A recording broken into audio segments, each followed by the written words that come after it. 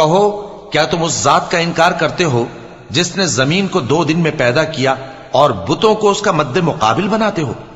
وہی تو تمام جہانوں کا مالک ہے، اور اسی نے زمین میں اس کے اوپر پہاڑ بنائے اور زمین میں برکت رکھی اور اس میں سامان معیشت مقرر کیا، سب 4 دن میں، اور تمام طلبگاروں کے لیے یکساں۔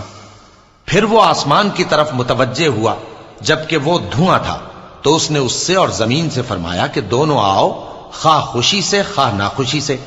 انہوں نے کہا کہ ہم خوشی سے آتے ہیں۔ پھر اس نے 2 دن میں 7 آسمان بنائے اور ہر آسمان میں اس کے کام کا حکم بھیجا، اور ہم نے آسمان دنیا کو چراغوں یعنی ستاروں سے سجایا اور شیطانوں سے محفوظ رکھا۔ یہ اسی زبردست باخبر کے مقرر کیے ہوئے اندازے ہیں۔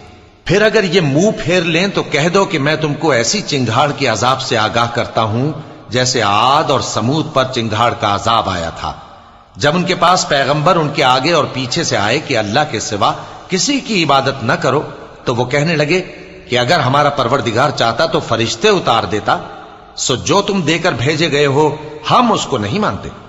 اب جو عاد والے تھے وہ ناحق ملک میں تکبر کرنے لگے اور کہنے لگے کہ ہم سے بڑھ کر قوت میں کون ہے؟ کیا انہوں نے نہیں دیکھا کہ اللہ جس نے ان کو پیدا کیا وہ ان سے قوت میں بہت بڑھ کر ہے، اور وہ ہماری آیتوں سے انکار کرتے رہے۔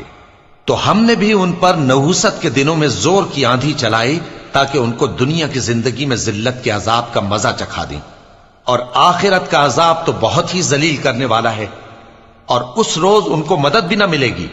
اور جو سمود والے تھے ان کو ہم نے سیدھا رستہ دکھا دیا تھا، مگر انہوں نے ہدایت کے مقابلے میں اندھا رہنا پسند کیا، تو ان کے اعمال کی سزا میں ذلت کے عذاب کی کڑک نے ان کو آ پکڑا۔ اور جو ایمان لائے اور پرہیزگار رہے ان کو ہم نے بچا لیا۔